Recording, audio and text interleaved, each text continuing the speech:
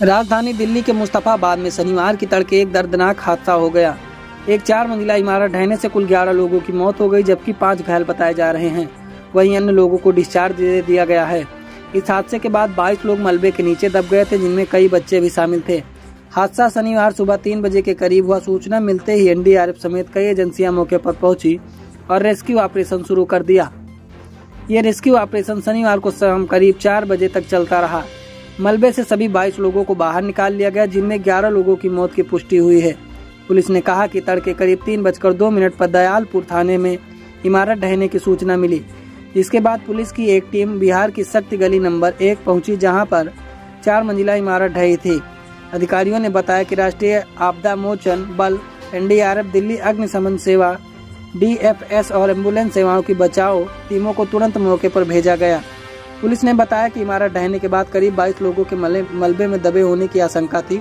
अब तक 15 लोगों को निकाला गया है और उन्हें जीटीबी अस्पताल ले जाया गया, जहां चिकित्सकों ने 4 को मृत घोषित कर दिया। उन्होंने बताया कि 6 लोगों को अस्पताल से छुट्टी दे दी गई, जबकि 5 का इलाज जारी है। दिल्ली के मुख्यमंत्री रेखा गुप्ता ने इमारत ढहने की घटना के जाँच के आदेश दिए हैं और कहा कि इस एजेंसियां बचाव कार्य में लगी हुई हैं। उन्होंने एक्स पर एक पोस्ट में कहा, सभी घायलों के उचित उपचार की व्यवस्था की गई है। मुख्यमंत्री ने कहा, मुस्तफाबाद में इमारत ढहने की दुखद घटना से बहुत दुख हुआ। घटना की जांच के आदेश दे दिए गए हैं और दोषियों के खिलाफ सख्त कार्रवाई की जाएगी। हाँ, एक बहुत ही दुखद घटना हुई है मुस्तफाबाद विधानसभा के मुस्तफाबाद वार्ड में, और अभी रेस्क्यू ऑपरेशन जारी है। जो जानकारी मिल रही है उसमें बहुत ही चिंताजनक स्थिति में लोग उसमें दबे हैं। हम पहले कोशिश कर रहे हैं कि उसको रेस्क्यू ऑपरेशन हो जाए, लोगों को निकाला जा सके, मलबे हटाए जा रहे हैं।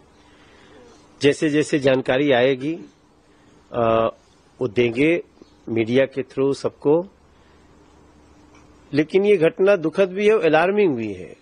जो मुझे पता चल रहा है कि बहुत ही पतली दीवार पे 4 मंजिल बिल्डिंग बन गई थी और अचानक से गिर गई।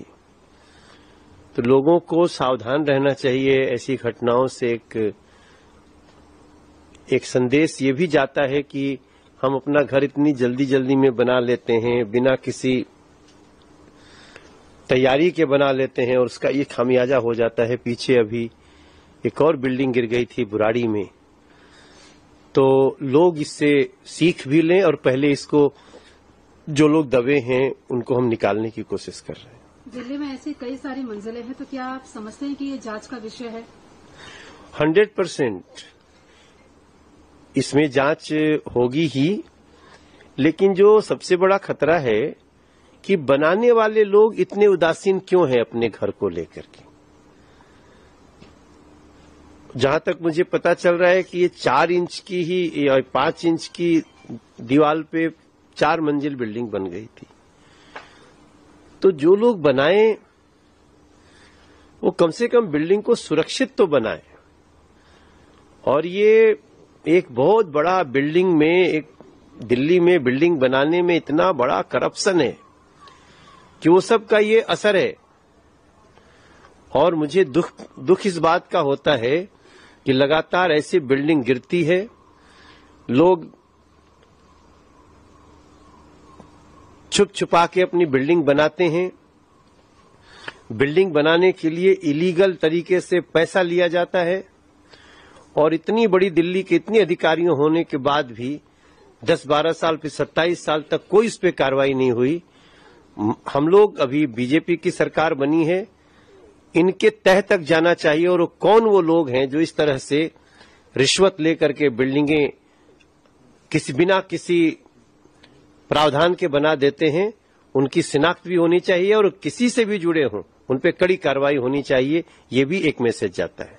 सेलम पोर्ट में 17 और आपने ट्वीट भी किया है कि एनडीआरएफ की टीम भी पहुंची हुई है, क्या कहेंगी? देखिए, ये बहुत ही सेंसिटिव विषय है कि जिस तरीके से ऐसी कमजोर बिल्डिंग्स का निर्माण हो रहा है, उसकी सारे नियमों को ताक पे रख करके इस तरह की भवन निर्माण में जो अधिकारी दोषी हैं उनको भी सजा मिलनी चाहिए। जो कॉन्ट्रैक्टर या जो बिल्डर उसमें लगा है उसको भी सजा मिलनी चाहिए। और ये इतनी जिस तरह की बिल्डिंग्स यहाँ पे पूरे के पूरे शहर में हैं, उन सब को नोटिफाई करके उन पे एक्शन होना चाहिए। इस तरह से जिस दुर्घटना होने के कारण लोगों का मारा जाना, क्षतिग्रस्त होना हम सब के लिए बड़ा पीड़ादायक है और प्रशासन को पूरी तरीके से ताकीद किया गया है। दोषी लोगों को सजा मिलनी चाहिए और परिवार को मेरी ओर से सांत्वना है। आप देख रहे हैं KKC न्यूज। खबर है तो दिखेगी।